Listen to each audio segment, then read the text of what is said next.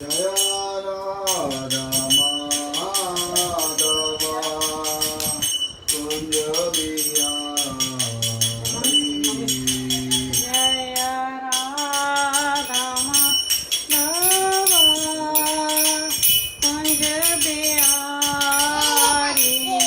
जय राधा माधव कुंज बिहारी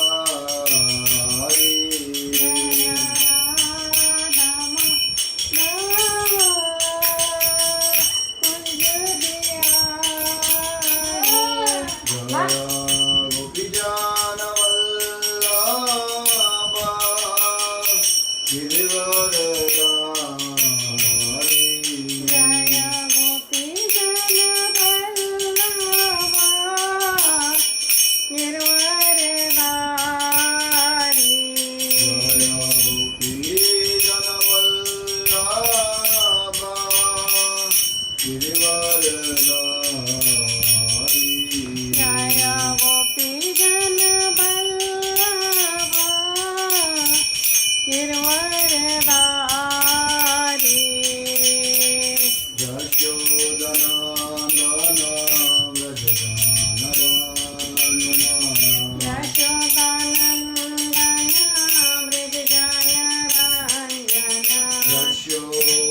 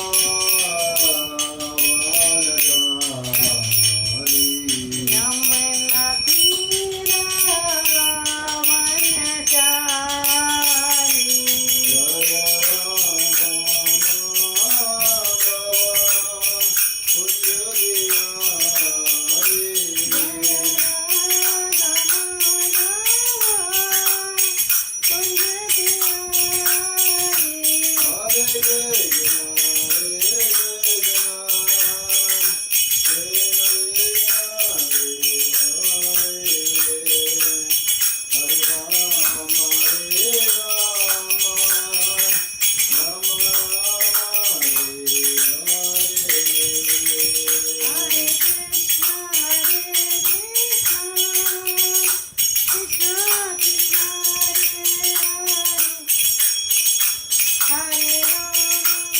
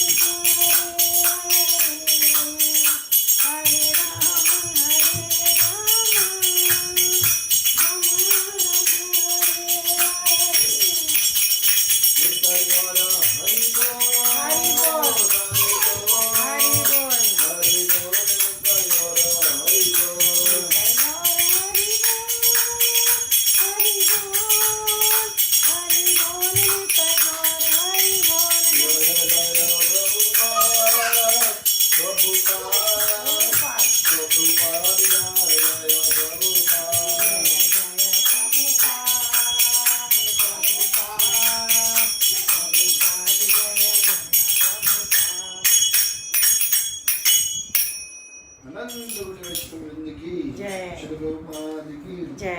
गौर प्रेमानंदे। हरि हरि बोल। तो कृपा करके सभी लोग हाथ जोड़िए और मेरे साथ बोलिएगा। ओम अज्ञानतिमिरान्धस्य ज्ञानाञ्जनशलाकया चक्षुरुन्मीलितं येन तस्मै श्रीगुरवे नमः। श्रीचैतन्यमनोभीष्टं स्थापितं येन भूतले स्वयं रूपा गदामह्यं ददाति स्वपदान्तिकं वन्देऽहं श्रीगुरो श्रीयुतापदकमलं श्रीगुरोन् वैष्णवांश्च श्रीरूपां जाग्रजातं सकल रघुनाथान्वितं तं सजीवम् साद्वैतं सार्वभूतं परिजनसहितं श्रीकृष्ण चैतन्यदेवं श्रीराधा कृष्ण पादान् सगण ललिता श्री विशाखान्वितांश्च हे कृष्ण करुणा सिन्धु दीनबन्धो जगत्पते गोपेश गोपीकान्त राधाकान्त नमस्ते तप्त काञ्चन गौराङ्गे श्रीराधे वृन्दावनेश्वरी विषयभानुसुते देवी प्रणमामि हरिप्रिये वाञ्छाकल्पतरुभ्यश्च कृपासिन्धुभ्यैव च पतितानां पावनेभ्यो वैष्णवेभ्यो नमो नमः। जय श्री कृष्ण चैतन्य प्रभु नित्यानंद श्री अद्वैत गदाधर श्रीवासादि गौर भक्तवृंद। हरे कृष्ण कृष्ण कृष्ण हरे हरे हरे राम राम राम हरे हरे। हरे कृष्ण हरे कृष्ण। तो देखिए कल हमने चर्चा की थी शंखडाचूर के बारे में। जो शंखडाचूर है इसका पहले एक बार रिवीजन कर लेते हैं, 1-2 मिनट में ही हो जाएगा। तो शंखडाचूर कौन थे? एक राक्षस थे जो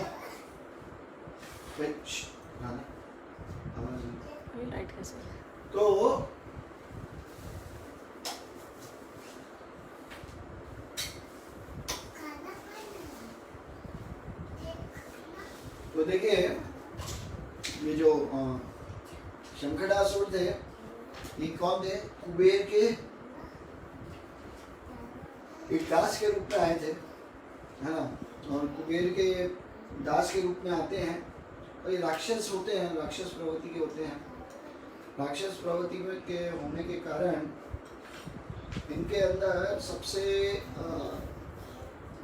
स्थिति जो खराब होती है वो खराब ये होती है सबसे ज़्यादा स्थिति कि ये क्या करते हैं, डायरेक्ट गोपियों पे अटैक करते हैं। जब गोपियों पे अटैक करते हैं, गोपियों को लेके भाग जाते हैं। हमने जैसे कल सुना कि कैसे कृष्णा गोपियों के लिए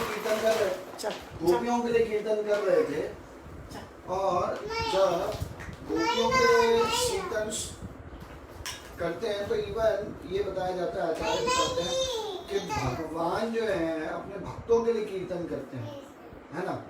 तो इस प्रकार से हमने चर्चा की। वो गोपियों को लेके भाग जाते हैं, कृष्ण बलराम दोनों दौड़ते हैं। तो शंखडाचूर जो है वो डर जाते हैं और वो डर जाने के कारण क्या करते हैं, वो छोड़ देते हैं उनको वापस गोपियों को।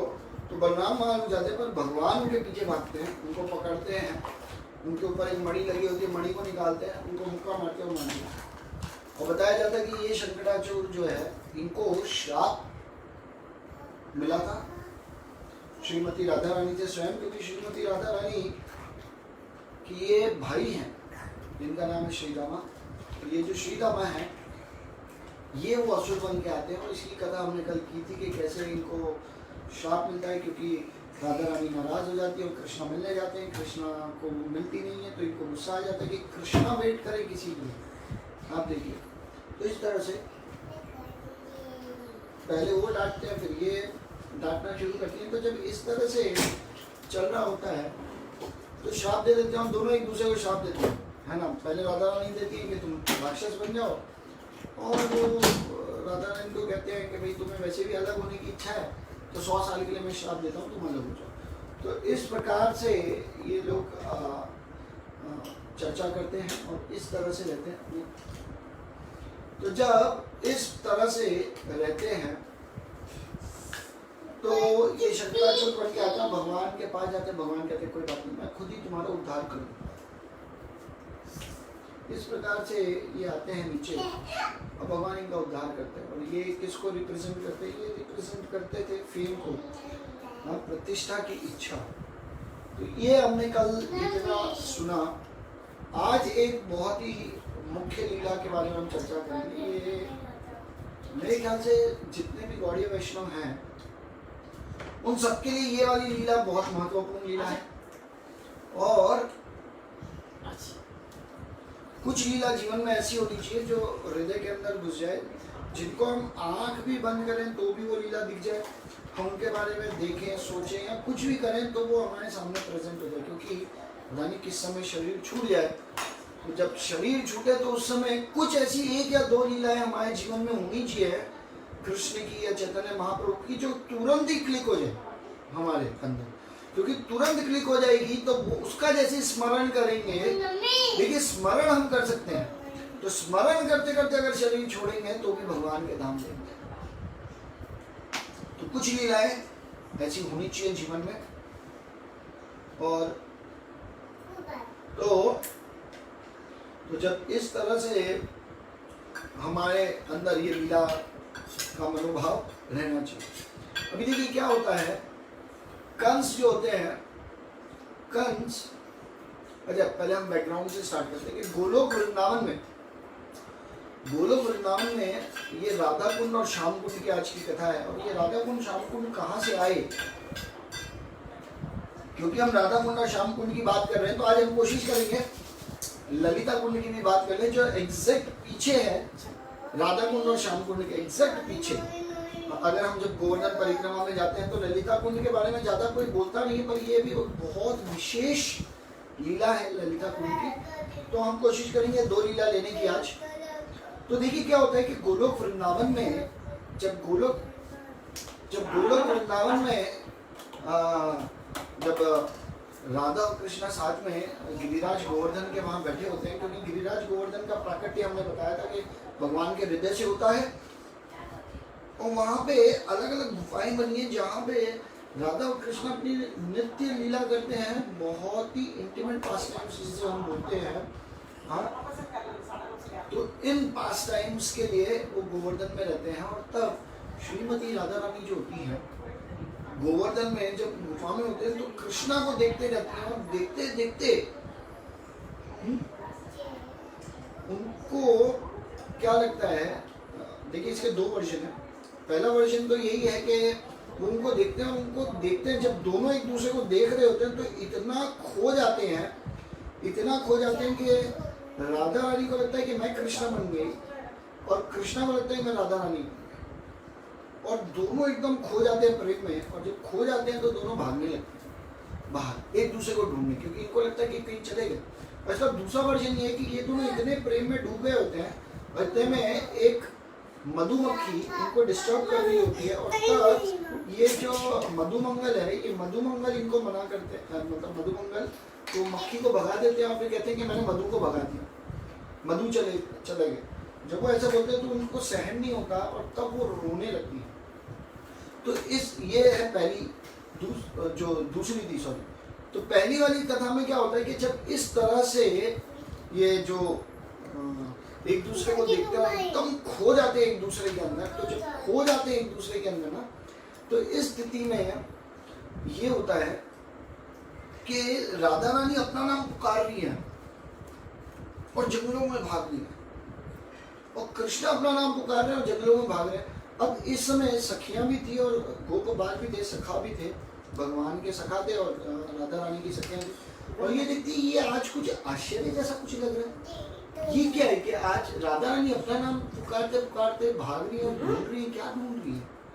और कृष्णा कृष्णा कृष्णा चिल्ला रहे हैं और ढूंढ रहे हैं और भाग रहे हैं, किसको ढूंढ रहे हैं भाई? तो ये इस तरह से सोचते हैं, और जब इस तरह से ढूंढ रहे होते हैं और भाग रहे होते हैं सब जगह, तो क्या होता है तब इनको समझ में आता है कि ये दोनों आपस के प्रेम में इतने घुल मिल गए कि समझ ही नहीं आ रहा कौन कृष्ण है कौन राधा है। देखिए इससे एक और प्रूव होता है कि चैतन्य महाप्रभु भी कैसे है, श्री कृष्ण चैतन्य, राधा कृष्ण नाई अन्य, मतलब ये दोनों एक ही है ना, पर अपना लीला विलास के हिसाब से थोड़ा सा लीला के हिसाब से दोनों अलग होते हैं। तो कृष्णा को जब अपनी लादिनी शक्ति श्रीमती राधा रानी जो आनंद देने के लिए कुछ लीला करने के लिए जब प्रकट्य करते हैं, हम उस डिटेल्स में नहीं जाएंगे, पर ठीक है। तो कहने का तात्पर्य ये है कि ये जब रोते हैं तो गोपियां जाती है राधा रानी को हिलाती है, अरे राधा क्या कर रही हो, राधा क्या कर रही हो, किससे पुकार रही हो? अरे राधा तुम खुद ही तो हो। और कृष्णा के जो सखा है वो उनको हिला रहे, अरे कृष्णा क्या कर रहे हो, क्यों चिल्ला रहे हो? अरे तुम ही तो कृष्णा हो, कहाँ कृष्णा कृष्णा आवाज देते देते भाग रहे हो, चिल्ला रहे हो। और तब वो ध्यान में आते, अरे हाँ मैं कृष्णा। राधा रानी को लगता है अरे हाँ मैं ही राधा। वापस वो लोग आते हैं, हम मिलते हैं, और तब श्रीमती राधा रानी एकदम डर जाती है, कहती है मैं ये सहन ही नहीं कर सकती कि कभी तुमसे जुदा हो जाऊं, अलग ही नहीं रह सकती तुम्हारे बिना। और ये कह के वो रोने लगती हैं, और जब रोती हैं तो इतना रोती हैं कि उनके आंसुओं से पूरा एक कुंड बन जाता है।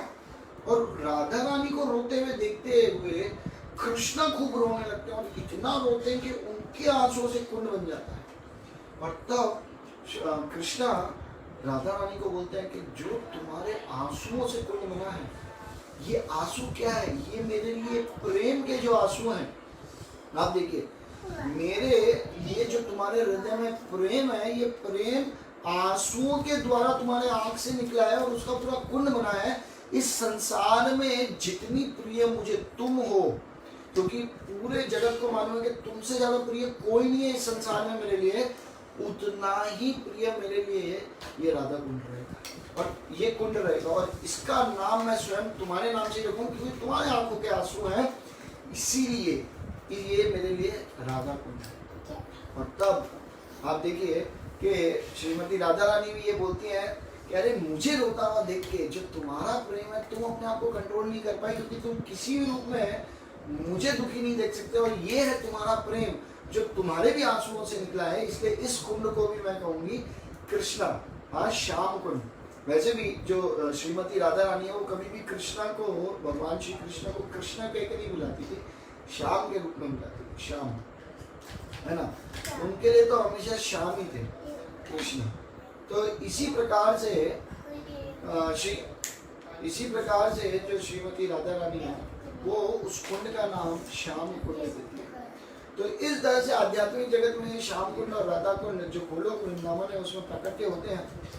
और बताया जाता है कि ये जो राधा कुंड है और श्याम कुंड है, ये एक ऐसी जगह है जहाँ पे भगवान रोज श्रीमती राधा रानी के साथ आके अपनी सबसे ज्यादा प्रेममय दिव्य लीलाएं वहीं करते हैं। आप देखिए, और ये लीलाओं के बारे में कभी अगर लगेगा तो हम चर्चा कर लेंगे, पर इस तरह से गोलोक वृंदावन में ये लीलाएं होती हैं। अब क्या होता है कि जब इस प्रकार से हो जाता है, अब श्रीमती राधा रानी एक दिन डिमांड करती कि वो जो आपका श्याम कुंड है वो गोवर्धन आ गए, श्याम कुंड नहीं आया। तो कृष्णा बोलते अरे राधा कुंड में तो नहीं आया, तो ठीक है इनको भी प्रकट करेंगे। तो ये वहां से नीचे प्रकट करने के लिए एक लीला होती है। ये लीला शुरुआत ऐसी होती है कि कंस जो होते हैं, ये कंस जो है, ये कंस सारे राक्षसों को देखते हैं कि मर जाते हैं, और जब सारे राक्षस मर जाते हैं तो ये बहुत डर जाते हैं। इनके पास अब सिर्फ 3 राक्षस शेष बचते हैं। क्या है? अरिष्टासुर, केशी और व्योमासुर। ये 3 ही असुर अब बचे हैं, और कोई असुर बचा नहीं है। आप देखिए, तो जब इस तरह से वो डिस्कशन करते हैं कि जब इस प्रकार से अब 3 असुर हैं, तो अरिष्टासुर को बताया जाता है कि इतने शक्तिशाली थे कि देवता तक उनसे डरते थे। वो इतने शक्तिशाली असुर थे, और ये असुर को ये बुलाते हैं। और जब अरिष्टासुर को बुलाया जाता है तो अरिष्टासुर आते हैं जब, तो उनके अंदर इतनी बड़ी शक्ति होती है कि वो किसी भी तरह का फॉर्म ले सकते हैं। ये आते हैं अरिष्टासुर, और अरिष्टासुर जब कंस से मिलते हैं तो कंस इनको बोलते हैं कि देखिए मैं तो यही चाहता हूँ कि आप हमेशा नित्य रूप में मेरे सबसे प्रिय दोस्त हैं, सबसे प्रिय मेरे मित्र हैं, और हमारा और आपका रिश्ता तो नित्य है। आप देखिए, पर मुझे मारने वाला एक व्यक्ति है जिसका नाम है कृष्ण, तो तुम अगर इसे मार दोगे तो उससे ज्यादा प्रिय मेरे लिए कोई नहीं। तो जब वो इस तरह से बोलते हैं तो वो हंसने लगते हैं, कहते हैं अरे इतनी छोटी सी बात, मैं अभी मार गया। और तब वो कहते हैं कि केशी को भी साथ में रखो, क्योंकि केशी तुम चुप चुप के देखना, और देखना कि वो कर क्या रहा है, और उस प्रकार से तुम भी लगेगा तो वार करना। तो बोलते ठीक है। अब क्या होता है कि ये जो अरिष्टासुर है ये एक बुल जो होते हैं, जो भैंसा बोलते हैं हिंदू, भैंसे के रूप में आते हैं, बुल जिसे हम बोलते हैं इंग्लिश में, एक भैंसे के रूप में आते हैं। और ये आते हैं, आप देखिए रात को हमारे विश्वनाथ चक्रवर्ती ठाकुर महाराज बता रहे थे अपनी कमेंट्री में कि वो 8:30 से 10:30 बजे शाम को आते हैं, इस बीच में आते हैं। और आते हैं तो बताया जाता है जो उनका पीछे का जो हम्प होता है, जो पीछे हम्प जो होता है पहले के, वो आसमान को छू रहा है, बादलों को छू रहा है। इतना जबरदस्त इनका हाइट और बॉडी होती है, इतने शक्तिशाली होते हैं, इतना बड़े होते हैं ये साइज में। तो इस प्रकार से ये क्या करते हैं, ये दौड़ते हुए आते हैं। और दौड़ते हुए जब आते हैं तो इधर उधर भागते हैं, ऐसे लगता है कि धरती हिल रही है, भूकंप सा आ गया, सब लोग को लगता है कि क्या हो गया। और जब वो धारणा करते हैं तो बताते आचार्य कि इवन गाय जो गर्भवती थी गाय, ये गायों का मिसकैरेज हो जाता है। आप समझिए, मतलब इतना खतरनाक इनकी गर्जना थी कि डर जाती है गायें हैं और मिसकैरेज हो जाता है। तो इस प्रकार से वो जाते हैं, कुछ गायों को मारते हैं, कुछ लोगों को इधर उधर करते हैं, और सब लोग डर के मारे भाग जाते हैं और उनके सामने नहीं आते। और तब जितनी गायें हैं और ग्वाल वाले हैं वो कृष्णा को बुलाते हैं। एक जगह ये लिखा है कि कृष्णा उस समय गोवर्धन में होते हैं, तो गोवर्धन में जब आवाज देते हैं तो कृष्णा गोवर्धन में होते हैं और यहाँ अरिष्टासुर गांव में होते हैं। तो जब वो देखते हैं तो कृष्णा दौड़ते हुए गांव तक आते हैं अपने सखाओं के साथ कि कौन है ये जो ऐसे आया है। तो वो अरिष्टासुर की कृष्णा को देखती है, आंखें लाल हो जाती हैं, और वो क्या करते हैं, एक पहाड़ को निकालते हैं, मतलब अपने सिंग से धरती को खोदते हैं और ऐसे खोदते हैं जैसे लगता है कितना बड़ा पहाड़ निकाल लिया। और ये पहाड़ भगवान की तरफ फेंकते हैं, भगवान उसको पकड़ते हैं, वापस से उनकी तरफ फेंक देते हैं, उनको लगता है। और फिर भगवान के एक सखा खड़े होते हैं, उनके कंधे पे हाथ रखते हैं और जोर जोर से भगवान हंसने लगते हैं। और ये करने से अरिष्टासुर का गुस्सा और बढ़ने लगता है, क्योंकि जो राक्षसी प्रवृत्ति के लोग होते हैं ना, उनको क्या लगता है कि भाई मुझसे श्रेष्ठ कोई नहीं है, और जब उनसे श्रेष्ठ कोई आ जाता है तो वो बर्दाश्त नहीं कर पाते। तो आचार्य ये भी बताए थे कि ये कमी हम सबके अंदर है, क्योंकि अरिष्टासुर भी एक प्रकार का अहंकार का प्रतीक है। आप देखिए, और ये जो अहंकार का प्रतीक है, तो अहंकार क्या करता है, सबको अपने से छोटा ही दिखाता है। जैसे हम देख सकते हैं कि इवन महाभारत में कैसे जब दुर्योधन और को भेजा के जाओ अपने से महान व्यक्ति को ढूंढ के लाओ, और युधिष्ठिर महाराज को कहा कि आप अपने से निम्न व्यक्ति को ढूंढ के लाओ, दोनों खाली हाथ आ गए। ये कथा हम पहले भी सुन चुके हैं। दोनों जब खाली हाथ आ गए, और तब क्या देखते हैं ये लोग कि खाली हाथ आने से पूछा गया क्यों, क्योंकि पहले युधिष्ठिर महाराज कहते हैं कि भाई मुझसे निम्न मुझे कोई मिला ही नहीं, और दुर्योधन बोलते हैं मुझसे श्रेष्ठ कोई नहीं मिला। आप देखिए, तो ये है अहंकारी व्यक्ति होता है ना, उसको अपने से श्रेष्ठ कोई लगता ही नहीं इस संसार में। पर जो भगवान के भक्त होते हैं उनके लिए हर एक व्यक्ति सर्वश्रेष्ठ व्यक्ति है, और सबसे निम्न वही है।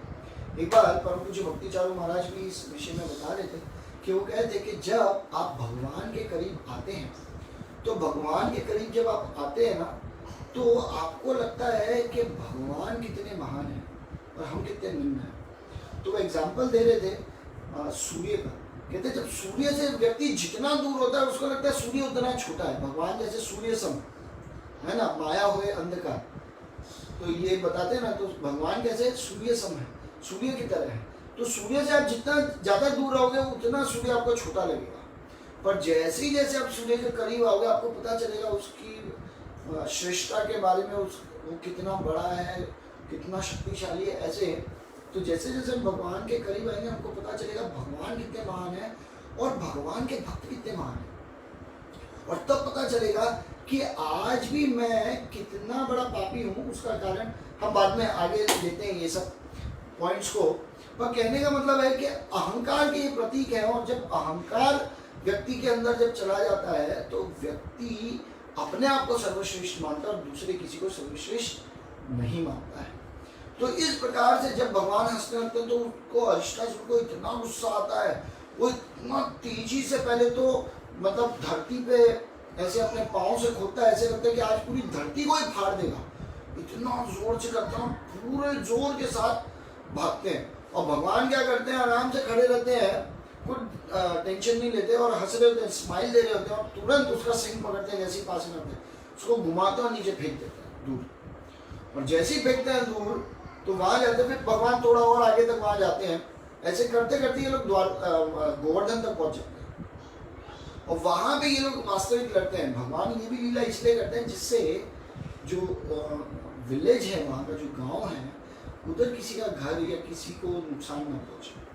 तो इस प्रकार से भगवान इनको वहां ले जाते हैं। और जब वहां ले जाते हैं तो अरिष्टासुर फिर खड़े होते हैं, फिर आते हैं, और भगवान इनको फिर क्या करते हैं, फिर जब ये आते हैं तो फिर सिंह से पकड़ते हैं और ऐसे गोल घुमा के फिर फेंक देते हैं। और फेंकते हैं तो इनको लगता है कि अरे अभी कुछ हुआ है, और तब जब गिरते हैं तो भगवान 18 लाते मारते हैं इनको। 18 लात मारने के कारण इनके आँख से, नाक से, कान से, मुंह से, सब जगह से खून आने लगता है। उसके बाद ये फिर खड़े होते हैं और खूब तेजी से आते हैं। तब भगवान क्या कहते हैं, इन्हीं का एक सिंह तोड़ लेते हैं और उसी सिंह से इनको मारते हैं जोर से। और जब सिंह से मारते हैं तो ये ऑलमोस्ट अधमरा हो जाता है, पर फिर पूरा हिम्मत लगा के खड़े होते हैं, और तब फिर भगवान की तरफ चार्ज करते हुए आते हैं। जैसे ही चार्ज करते हुए आते हैं, भगवान इनको पकड़ते हैं और इतनी जोर से मारते हैं कि वो वहीं प्राण छोड़ देते हैं। अब जैसे ही प्राण छोड़ देते हैं तो सारे ग्वाल वाले होते हैं भगवान के, वो नाचने लगते हैं। और इसी समय क्या होता है कि गोपियाँ आई हुई। अब जब गोपियाँ आती है तो वो देखती हैं तो भगवान गोपियों से मिलने जाते हैं, क्योंकि होते तो उस समय गोपियों के साथ ही है। और जब वापस मिलने जाते हैं तो श्रीमती राधा रानी कहती थी, भैया हमें छूना मत, आप हमें छू नहीं सकते। कहते क्यों नहीं छू सकता, क्या हो गया? कहते हैं आप इसीलिए हमें नहीं छू सकते क्योंकि आपने एक राक्षस को मारा है। क्यों मारा है? नहीं, एक गाय को मारा है। तो कहते हैं कि गाय को मारा है? अरे वो उनको कहते हैं तुम्हारी बुद्धि कहाँ है, ये राक्षस था, ये कोई गाय थोड़ी ना थी। ये गाय आप समझो, कैसे आप कह सकते हो गाय जो गायों को वध करने की कोशिश कर रहा है, उसके कारण गायों के गर्भपात हो गए, आप समझिए। उसके कारण सारे जो गांव में व्रजवासी वो डर गए, वो भाग गए वहां से और बोल रहे गाय का वध किया। कहते हम नहीं जानते, जो भी है ने गाय का वध किया। भगवान कहते ठीक है भाई, भगवान भक्तवत्सल है और भगवान तो गोपियों से जीत नहीं सकते, तो फिर बोलते हैं कि ठीक है बताइए क्या किया जाए। तो श्रीमती राधा रानी कहती कि जाओ सारे तीर्थों में जाओ, वहां स्नान करके आना, और वहां स्नान करके जब आओगे तब आके मेरे से मिलना, तब तुम पवित्र हो चुके। कृष्ण कहते बस इतनी सी बात। कहते अरे सारे तीर्थों को तो मैं यहीं बुला लूंगा। तो हाथ जोड़ते हैं, आह्वान करते हैं और सारे तीर्थ प्रकट हो जाते हैं। और भगवान अपनी जो पाँव की एड़ी है उससे जमीन पे ऐसे मारते हैं, और जैसे ऐसे मारते हैं तो उधर एक बड़ा सा कुंड जैसा बन जाता है।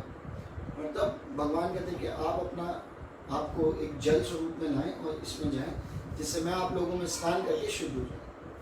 तो तब वो जाते हैं, भगवान मतलब सब पानी उसमें आ जाता है, भगवान जाते हैं स्नान कर लेते हैं। जब स्नान करके भगवान आते हैं तब गोपियाँ सब खुश हो जाती, कहती अरे वाह आपने अब एकदम अच्छा काम किया। तो तब अब भगवान उनके साथ मजाक मस्ती करने के हिसाब से बोलते हैं अब आप लोग मेरे पास नहीं आ सकते क्योंकि आप लोग कंटामिनेटेड हो चुके, आप लोग अशुद्ध हो चुके। तो इस बीच में सारी गोपियाँ बोलती है हम कैसे कंटामिनेटेड हो गए? और राधा रानी कहती है भाई मैं कैसे होगी कंटामिनेटेड, मैंने तो ना किसी का वध किया है गाय का। तो कहते नहीं, तुमने गाय का तो वध नहीं किया, पर तुमने राक्षस का साइड ले लिया। हाँ, तुमने मुझे रिजेक्ट करके राक्षस का साइड लिया है, इसलिए तुम लोग कंटामिनेटेड हो गए। तो इस जगह आचार्य एक टीका करते हैं, आचार्य ये बताते हैं कि जिस भी समय एक व्यक्ति भगवान को छोड़ के दूसरे किसी का भी साइड लेता है, या उसका जो आकर्षण है वो कृष्णा को छोड़ के किसी और जगह जैसे ही जाता है, वो तुरंत पतित हो जाता है, वो कंटामिनेटेड हो जाता है, वो पूर्ण रूप से मतलब कंटामिनेटेड हिंदी में क्या बोलेंगे, ये बिल्कुल कंटामिनेटेड हो जाता है,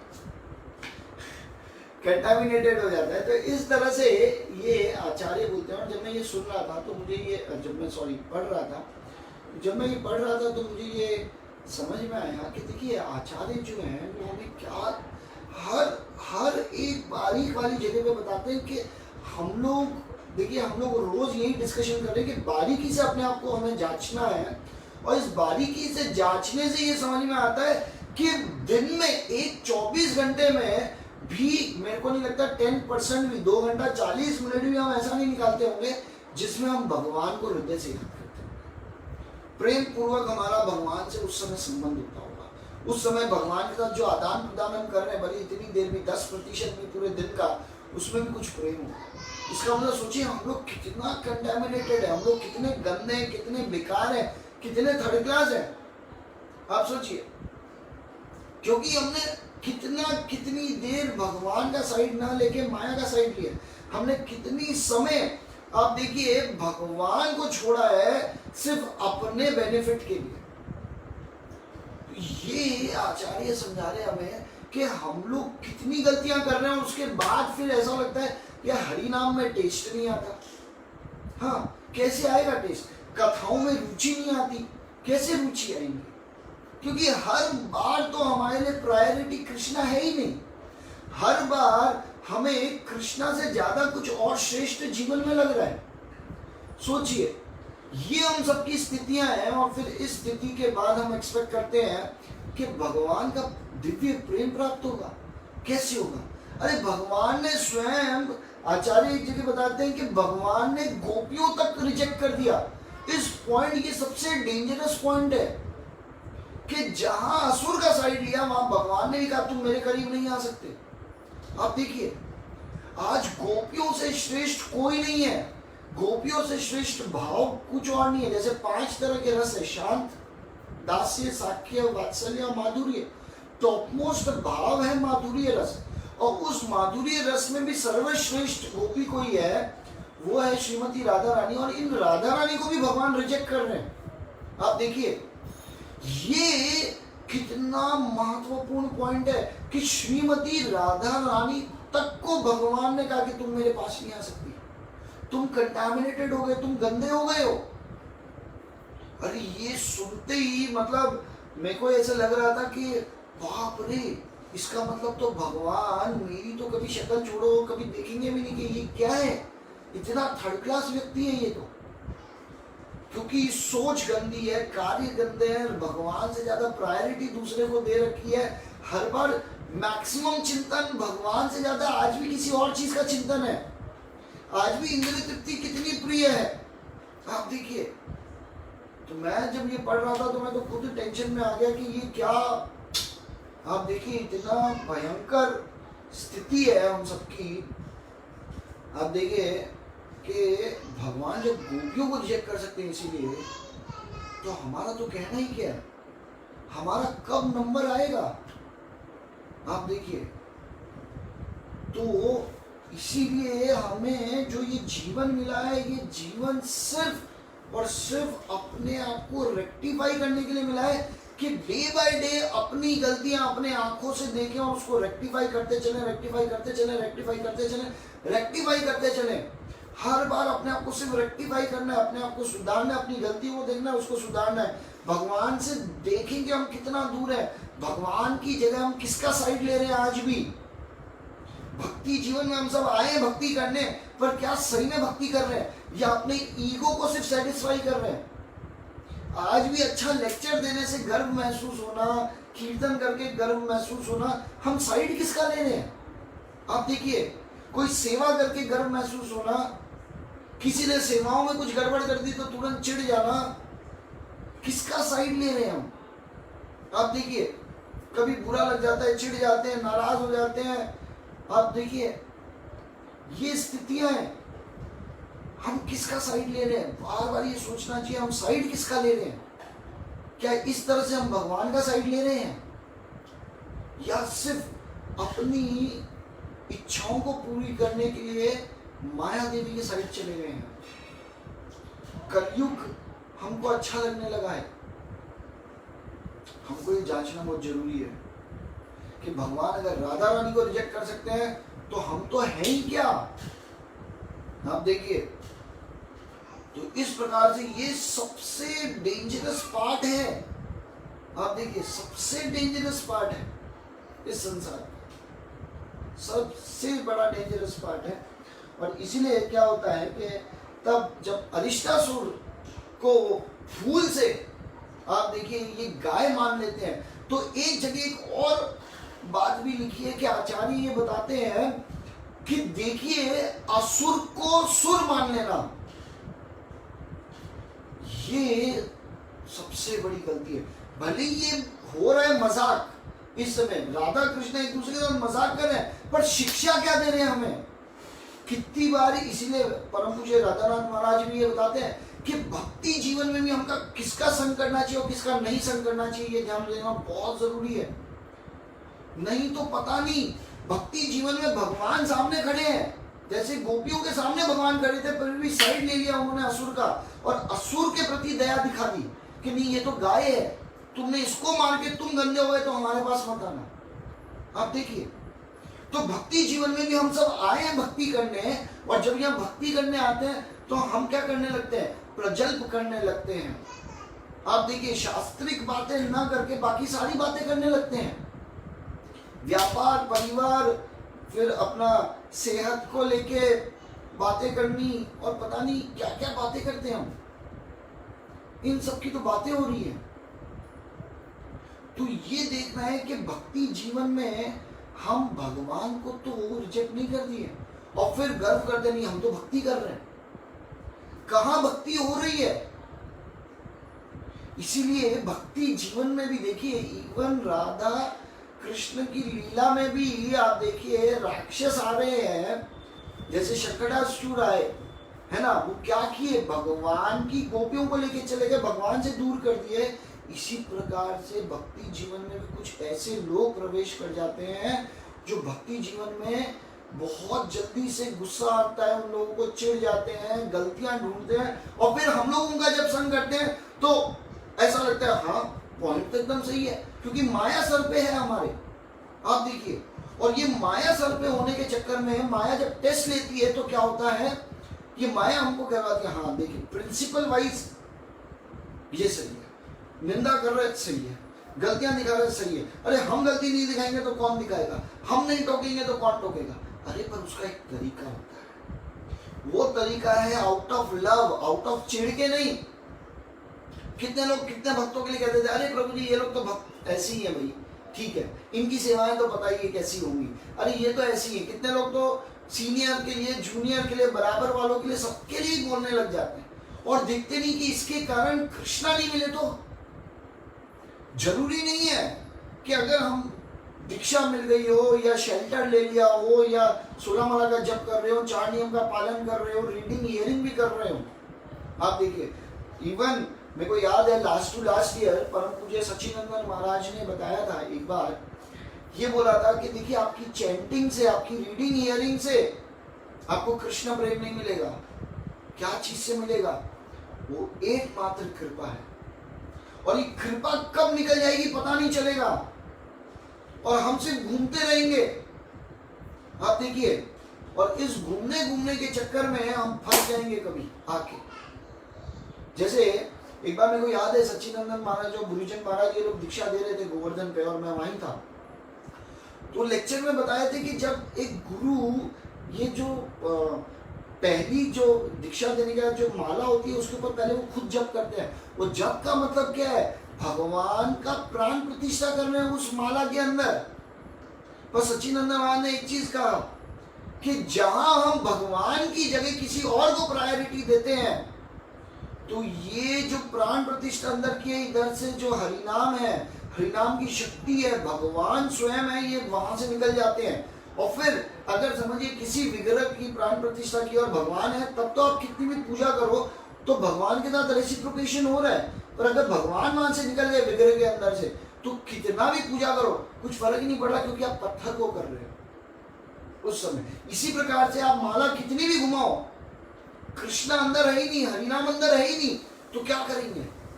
तो इसीलिए भक्तों को बहुत स्क्रूटिनाइजिंगली ध्यान देना चाहिए कि हमारी स्थिति क्या है, हम किसका साइड ले रहे हैं। भक्ति जीवन में आने के बाद भी हमारी रुचि आज भी सबसे ज्यादा किन चीजों में है, आप देखिए।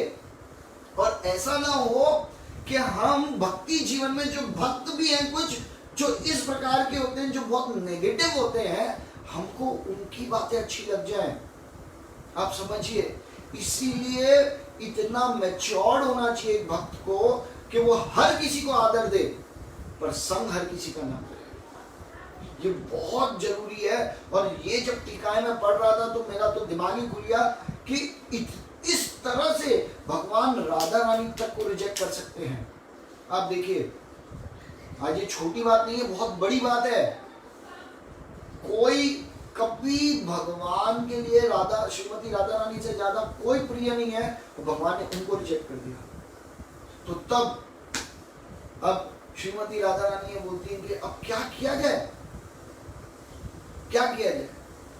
तो तब उन्होंने कहा, भगवान श्री कृष्ण कहे ठीक है, आप लोग आइए मेरे कुंड में स्नान कीजिए और फिर आप लोग भी शुद्ध हो जाइए, फिर मैं आपके करीब आ सकता हूँ, आप मेरे करीब आ सकते हैं, हम लोग आपस में मिलेंगे और हमारी कुछ लीलाओं का आस्वादन करेंगे। तो इस तरह से जब बोलते हैं तो श्रीमती राधा रानी को इस समय क्रोध आ जाता है। कहते हैं अच्छा, हाँ पहले तो हमें रिजेक्ट कर दिया और फिर अब बोल रहे हो कि अपने कुंड में स्नान कराओ। तो बोलते हैं तुम्हारा जो कुंड है ना, तुम्हारे स्नान करने से ही पूरा कंटामिनेटेड हो गया। तुम्हारे स्नान करने से, भगवान कृष्ण को कहते हैं कि कृष्ण के नहाने से उधर वो पूरा गंदा हो गया है, तो हम उस कुंड में नहीं जाएंगे, हम अपना कुंड खुद बनाएंगे और तब उसमें स्नान करेंगे। तो श्रीमती राधा रानी अपना चूड़ी कड़ा जो होती है वो तोड़ते हैं और उनसे खोदना शुरू करते हैं। सारी गोपियां अपनी चूड़ियों से और कंगनों से खोदती हैं और खोद के एक कुंड बना लेती हैं। फिर कृष्णा पूछते हैं कि अब ये कुंड तो आ गया, अब ये बताओ इस कुंड में पानी कहाँ से आएगा? तो तब श्रीमती राधा रानी कहती है आपको चिंता करने की जरूरत नहीं है, मानसी गंगा है बाजू में ही, आप देखिए। और लंबी लाइन लगती है गोपियों की, और मटके जैसे पास नहीं करते, एक दूसरे को पास करते हैं, लाइन से चलते हैं और फिर उसमें पानी डालते हैं। और ये जब लाइन बनती है और ऐसे मटके वो जो मानसी गंगा उधर से जल लेके वो अपनी कुंड में डाल रहे हैं, तो कृष्णा को ये देख के बहुत दर्द होता है। तो भगवान श्री कृष्ण इतने दुखी हो जाते हैं, सोचते हैं अरे ये मैंने क्या बोल दिया, और इतनी मेहनत करते हुए मेरी गोपियां मेहनत कर रही, ये सही नहीं है। तो तुरंत इशारा देते हैं सारे तीर्थों को कि जाओ श्रीमती राधा रानी के पास। तो सारे तीर्थ अपना एक फॉर्म लेते हैं, जो उनका एक्चुअल फॉर्म होता है, जो स्वरूप है उनका, वो स्वरूप लेते हैं और श्रीमती राधा रानी के पास जाते हैं और हाथ जोड़ के कहते हैं कि हे माते, ऐसे करके हाथ जोड़ के प्रेम से बोलते हैं। तो श्रीमती राधा रानी बोलती है कि बताइए क्या है? कहते हैं आपकी कृपा चाहिए। कृपा चाहिए? क्या कृपा चाहिए? कहते हैं कि ये जो कुंड है इसको आपने अपने हाथों से बनाया है, आप देखिए इस कुंड में प्रवेश चाहिए, और ये कृपा आप ही दे सकते हैं और कोई नहीं दे सकता। तो प्लीज आप ही, आपसे इतना अनुरोध है, आपकी कृपा कीजिए और कृपा करके इस कुंड में हमको, भाई हमें भी प्रवेश करने का मौका दीजिए। तो इस प्रकार से जब वो बोलते हैं तो श्रीमती राधा रानी, क्योंकि श्रीमती राधा रानी तो करुणा का स्वरूप है, कृपा सिंधु है और आनंद प्रदायिनी है, प्रेम की स्वरूपिनी है। तो इस तरह से जो श्रीमती राधा रानी है ये तुरंत उन पर कृपा करती हैं, और जब कृपा करती हैं तो कहती है ठीक है। जैसे ही हाँ बोलते हैं तो तुरंत जो कृष्णा का जो कुंड होता है जिसको श्याम कुंड कहते हैं, वो और राधा कुंड दोनों बाजू में होते हैं, पर बीच में एक दीवार होती है, वो दीवार को फाड़ते हुए रास्ता बीच में बना के वो जल इधर चला जाता है राधा कुंड में। और तब राधा कुंड में जब जल भर जाता है और कृष्णा दौड़ते हुए आते हैं और कृष्णा कहते हैं इस संसार में इस कुंड से प्रिय मेरे लिए कोई और नहीं, इस कुंड से ज्यादा प्रिय कोई नहीं। और तब इसीलिए आज भी उस कुंड के लिए ये बताया जाता है, हमारे श्रीला रूप गोस्वामी नेक्टर ऑफ इंस्ट्रक्शन में क्या बताते हैं, नेक्टर ऑफ इंस्ट्रक्शन में श्रीला रूप गोस्वामी ये बताते हैं कि ये जो कुंड है, ये कुंड क्या है, कैसे है, इसको डिस्क्राइब करते हैं कि पूरे विश्व में सर्वश्रेष्ठ अगर कोई जगह है तो वो जगह है मथुरा, क्योंकि भगवान ने वहां जन्म लिया। उससे श्रेष्ठ है वृंदावन जहां भगवान खेले, उससे श्रेष्ठ है गोवर्धन जिनको भगवान ने 7 दिन 7 रात अपनी उंगली पे उठाया और सारे ब्रजवासियों को वहां लाए। और उससे भी श्रेष्ठ है, आप देखिए, राधा कुंड और श्याम कुंड, जो दोनों प्रेम के स्वरूप है भगवान के। तो इस जगत में बताया जाता है कि अगर आपको भगवान का प्रेम वास्तविक रूप में अपनी इन भौतिक आंखों से देखना है तो वो क्या है, राधा कुंड और श्याम कुंड है। आप देखिए, और इनको देखने मात्र से, प्रणाम करने मात्र से व्यक्ति पवित्र ही नहीं होता। आप देखिए, उनके हृदय में भगवान के प्रति प्रेम उत्पन्न होता है ना। राधा कुंड एक ऐसी जगह है, आप देखिए, जो इस संसार में सर्वश्रेष्ठ प्रेम प्राप्त करने की जगह है। और तब जब ये जगह भी एक बार लुप्त हो गई थी, ये लुप्त हो गई थी, और ये जब जगह लुप्त हो गई थी तब ये भगवान के जो एक होते हैं जिनका नाम है वज्रनाभ, इन वज्रनाभ को दे दिया जाता है। और ये वज्रनाभ क्या करते हैं, ये सब देख रेख करते हैं। और जब ये भी चले जाते हैं तो वास्तविक रूप में किसी को पता नहीं होता कि राधा कुंड कहाँ है, श्याम कुंड कहाँ है। गिरिराज गोवर्धन तो पता होता है, और काफी समय से ढूंढ रहे लोग तो किसी को मिलता नहीं है। तो स्वयं चैतन्य महाप्रभु जब वृंदावन आते हैं, ये चैतन्य महाप्रभु कौन है, ये श्री कृष्ण चैतन्य, राधा कृष्ण नहीं अन्य। ये भगवान श्री कृष्ण जो है और श्रीमती राधा रानी है, ये जब दोनों एक हो जाते हैं तो ये चैतन्य महाप्रभु होते हैं। तो ये आते हैं क्योंकि यही पूरी दुनिया को अपना प्रेम बता सकते हैं कि कहाँ है। आप देखिए, कोई और प्रेम ढूंढ सकता है क्या भगवान का? ये तो भगवान ही अपना प्रेम खुद ही तो बताएंगे पूरी जगत को। बाकी कोई संसार में इतना एलिजिबल या क्वालिफाइड नहीं है कि जो भगवान का प्रेम ढूंढ सके और भगवान का प्रेम ढूंढ के लोगों को बता सके। हम तो क्वालिफाइड है, जैसे श्रील प्रभुपाद हैं, हमारे आचार्य हैं, ये सब लोग क्वालिफाइड है, पर ये लोग बाद में आए। इससे पहले चैतन्य महाप्रभु स्वयं आते हैं, गोवर्धन की परिक्रमा करते हैं, और तब एक अरिष्ट ग्राम करके गांव होते हैं, उस गांव में जाते हैं। और ये खेत होती है, गांव वाले तो इसको एक ऐसी कुंड वुंड समझ के रखते हैं और आसपास में खेती कर रहे होते हैं, और खेती करते हैं। और जैसे ही चैतन्य महाप्रभु राधा कुंड को देखते हैं, तुरंत डुबकी मार देते हैं, और वहां रह के ऐसे रोते हैं, इतने खुश होते हैं, आनंद, मतलब नाचते भी हैं, कूदते भी हैं, खुश भी होते हैं, रोते भी हैं, सब एक साथ प्रकट करते हैं अपना जो प्रेम है श्रीमती राधा रानी के लिए, है ना। तो इस तरह से ये प्रकट हुआ राधा कुंड और श्याम कुंड। और जब ये राधा कुंड और श्याम कुंड जब प्रकट होते हैं इस संसार में, तो बताया ये जाता है कि आज भी हमारे पास एक होप है। क्या होप है? कि भगवान का प्रेम प्राप्त कर सकते हैं। आज भी एक होप है कि भगवान का प्रेम, इसलिए कितने ऐसे भक्त हैं जो दंडवती मारते हैं। दंडवती क्यों मारते हैं? क्या जरूरत है? पैदल परिक्रमा मारने से नहीं होगा। दंडवती परिक्रमा मारते क्यों है? क्या जरूरत है दंडवती परिक्रमा मारने की? आप ये सोचिए, दंडवती परिक्रमा सिर्फ और सिर्फ इसीलिए मारी जाती है कि राधा रानी चल के नहीं, लेट लेट के आपकी धूली में लोट-पोट होके आपसे भीख मांगेंगे, आपसे कृपा की याचना करेंगे कि आपका प्रेम प्लीज प्रदान कीजिए।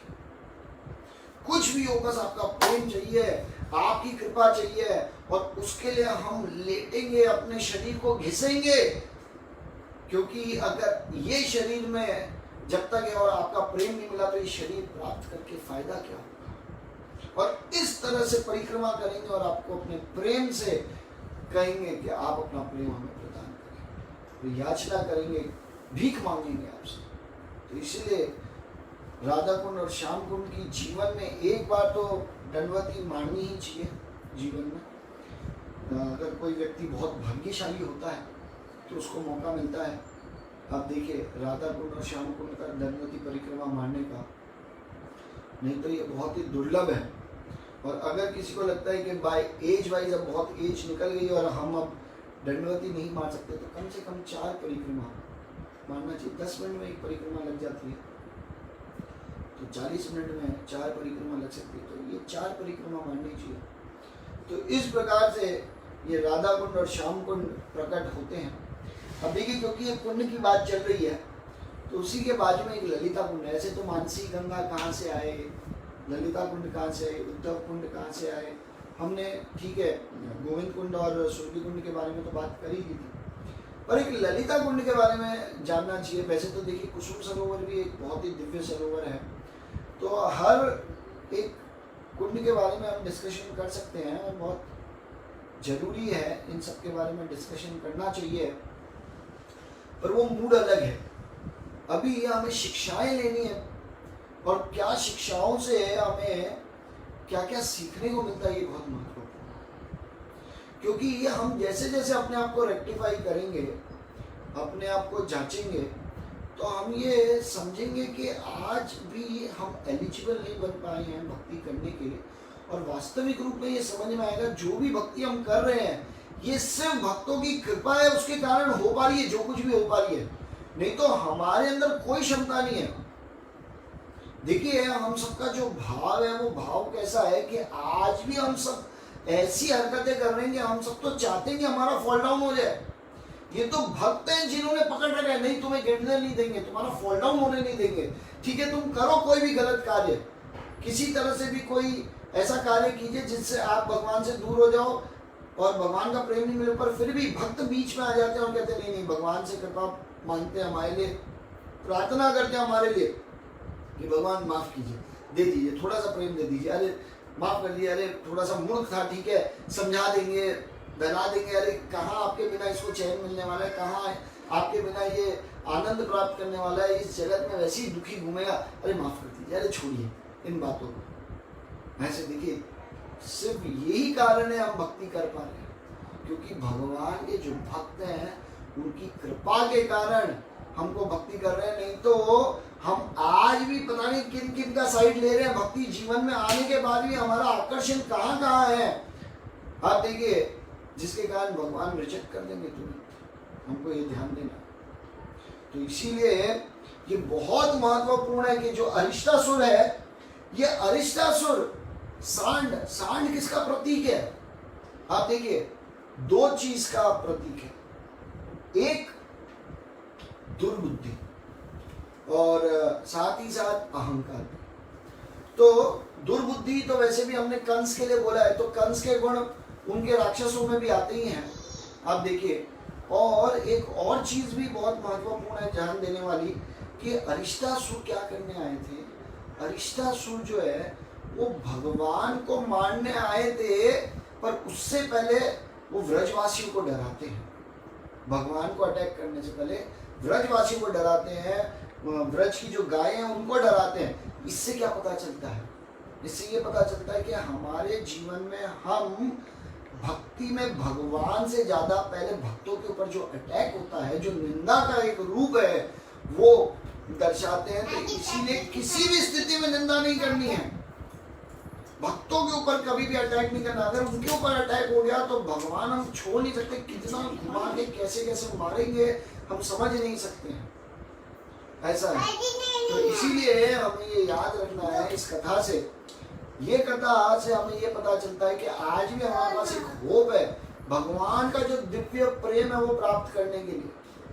हाँ देखिए, ये एक उम्मीद की किरण आज भी जगी हुई है हमारे पास, क्योंकि भगवान का जो प्रेम है वो स्वयं हम अपनी आंखों से, जो स्वयं श्रीमती राधा रानी है, एक लिक्विड फॉर्म में है श्रीमती राधा रानी, उनका प्रेम है स्वयं वो, आप देखिए वो आज हम अपनी आंखों से देख सकते हैं, और इसीलिए आंख बंद करके हमको ध्यान करना चाहिए राधा कुंड और श्याम कुंड का, और उनको देख के प्रार्थना करनी चाहिए कि देखिए हम तो लायक नहीं है, इनफैक्ट हम तो नालायक हैं। हाँ, आप कृपा कीजिए हमारे ऊपर और भक्तों के माध्यम हमें अपने करीब लाने का ऐसा कोई अरेंजमेंट कीजिए कि एक दिन हमारे अंदर की ये जो इच्छाएं हैं, जो गलत भावनाएं, हम गलत जनों का जो साइड ले लेते हैं, गलत चीज़ों से आकर्षित हो जाते हैं, ये एक दिन निकल जाए और आपका प्रेम प्राप्त हो जाए। आप देखिए ये चीज़ पे हमको ध्यान बहुत ज़रूर देना चाहिए। देखिए टाइम फिर निकल गया, नहीं तो मेरे को लगा था आज टाइम थोड़ा सा होगा क्योंकि ये लीला फटाफट ख़त्म हो जाएगी, और तब हम अगर थोड़ा टाइम मिलेगा तो ललिता कुंड के बारे में बात करेंगे, पर ठीक है वो कभी और ले सकते हैं। कल हम एक और राक्षस के बारे में लेंगे, व्योमासुर और केशी जो राक्षस है इनके बारे में लेंगे और कथा को इस तरह से आगे बढ़ाएंगे। आप सब लोग रोज़ आते हैं और मुझे भी उत्साह देते हैं आपके आने से, आपके कारण मैं इतनी सारी बुक्स पढ़ लेता हूँ। किसी को ये बुक्स देखनी है हाँ तो मैं दिखाऊँ आज, नहीं लेट हो जाएगा, ठीक है कल मैं ये सारी बुक्स एक एक बार दिखा दूँगा आप लोग को। यहाँ पे मैं जो बुक्स आप लोग के लिए पढ़ के जिनमें से प्रिपेयर कर रहा हूँ, एटलीस्ट इनके दर्शन करने से भी हम शुद्ध होंगे।